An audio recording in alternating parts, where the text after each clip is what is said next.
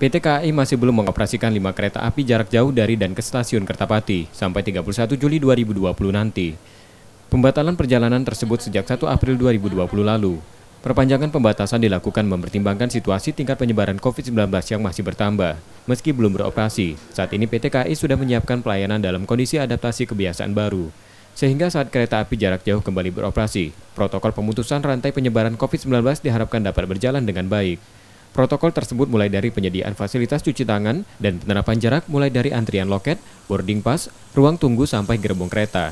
Mulai tanggal 1 Juli tahun 2020 kami kembali memperpanjang pembatalan KA jarak jauh, yaitu yang dari Kertapati ke Tanjung Karang maupun Kertapati Lubuk Linggau, kereta Limex Sriwijaya, Sindang Marga, Raja Basa, Serelo, dan Prabu Jaya.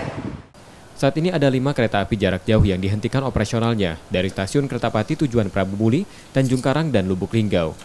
Antara lain kereta api Prabu Jaya, Limex Sriwijaya, Sindang Marga, Serelo, dan Raja Basa. Rizky Nurmizan, Kompas TV, Palembang.